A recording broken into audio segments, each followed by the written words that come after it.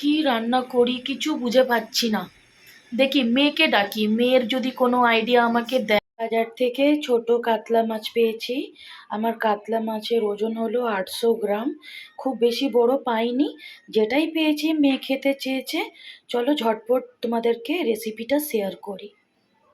তো বন্ধুরা দেখতেই পাচ্ছো আমি মাছের পেটিগুলো সব পিস নিয়ে নিয়েছি। এর মধ্যে দিয়ে দিব লবণ, দিয়ে দিব হলুদ, দিয়ে দিব সরষের তেল। ভালো করে মাখিয়ে নেব। মাখানো ভালো করে হয়ে গেলে 5 মিনিট রেস্টে রেখে নেব। এদিকে চলো কড়াই চাপিয়ে নিই। কড়াই চাপিয়ে নিয়েছি।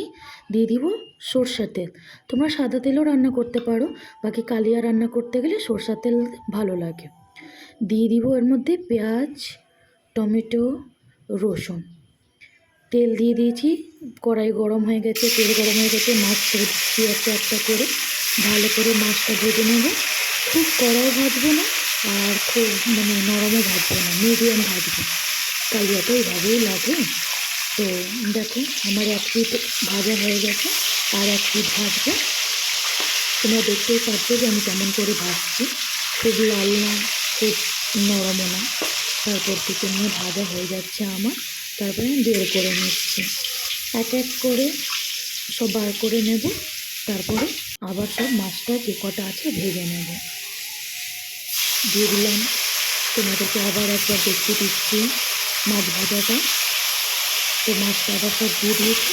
আবার এটাও ভালো করে ভেজে নেব। দেখো এক পিঠ ভাজা হয়ে গেল, আর এক পিঠ ভাজবো। তো এইভাবে রান্না করে দেখবে বন্ধুরা।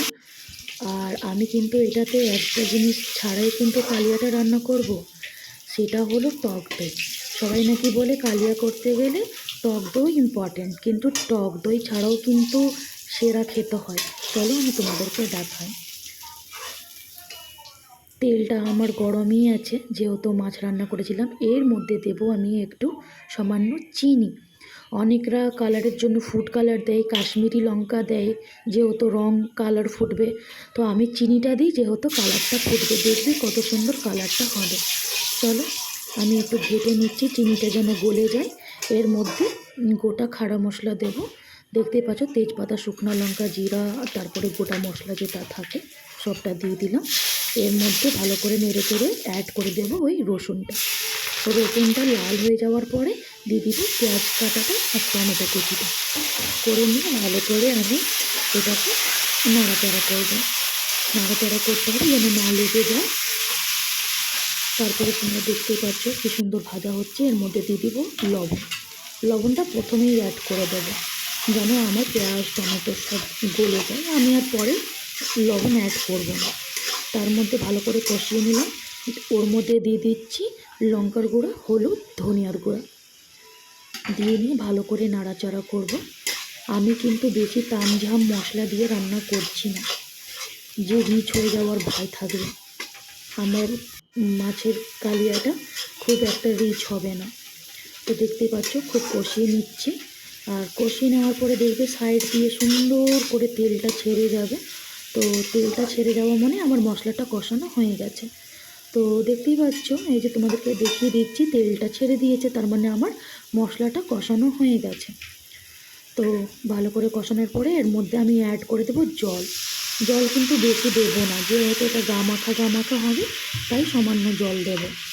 জল দিয়ে নিয়ে একটু ফুটতে ছেড়ে দেবো। ভালো করে ফুটে যাক। দেখতে পাচ্ছ ফুটে গেছে। আমি এর মধ্যে অ্যাড করে দিলাম ভাজা মাছটা। ভাজা মাছটা এর মধ্যে দিয়ে দিলাম। দিয়ে নিয়ে ফুটতে দেব। ফুটতে ফুটতে একটু যখন রসটা ভেতরে চলে যাবে, তারপরে আবার অ্যাড করব গরম মশলা।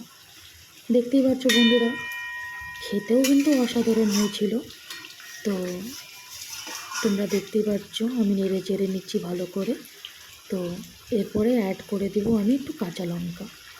কাঁচা লঙ্কা দিলে ফ্লেভারটা সুন্দর হয়। ফ্লেভারটা সুন্দরের জন্য আমি বেশি ঝাল করব না। তো আমি দিয়ে দিচ্ছি এর মধ্যে গরম মশলা। গরম মশলাটা দিয়ে নেড়ে চেড়ে নেবো ভালো করে। অ্যাড করে দিচ্ছি ঘি। তোমরা তো দেখতেই পাচ্ছ আমি কোথাও টক দই, কোথাও কোনো মশলা বাটা ওরকম কিছু অ্যাড করিনি। এইভাবেই ঝটপট তুমি কিন্তু রান্না করে ফেলতে পারবে, তাও দারুণ স্বাদ হয়। তোমরা অবশ্যই বাড়িতে একবার ট্রাই করবে বন্ধুরা, দেখবে বুড়ো থেকে বাচ্চাদের মুখে সবার মুখে কিন্তু এইভাবে রান্নাটা লেগে যাবে। তো আমার মাছটা এদিকে রেডি হয়ে গেছে, আমি একটু সার্ভ করে নিই। এই যে দেখতেই পারছো আমি সার্ভ করে নিচ্ছি, কেন কি আমার মেয়ে খেতে বসেছে তো আমি তার জন্য বাড়ছি। আর দেখো কতটা ভালো লাগছে বলো। তো শুধু বললে তো হবে না, তোমাদেরকে বাড়িতে ট্রাই করতে হবে। আর ট্রাই করে দেখো আর কেমন লাগছে অবশ্যই কমেন্ট বক্সে জানাবে। আমি কিন্তু অপেক্ষায় রইলাম তোমাদের কমেন্টের। এদিকে মেয়ে খেতে বসে গেছে, আমি মেয়ের কাছে জিজ্ঞেস করে নিই, কেন কি আজকে তো ওরই আবদারে আমি করেছি কাতলা মাছের কালিয়া।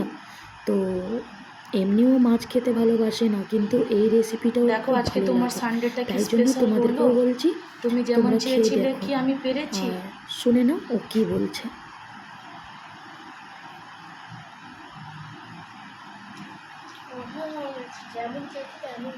ভালো হয়েছে? তাহলে যদি ভিডিওটা পছন্দ হয় তাহলে চ্যানেলটাকে সাবস্ক্রাইব, লাইক, শেয়ার, কমেন্ট অবশ্যই করবে। তাহলে দেখা হচ্ছে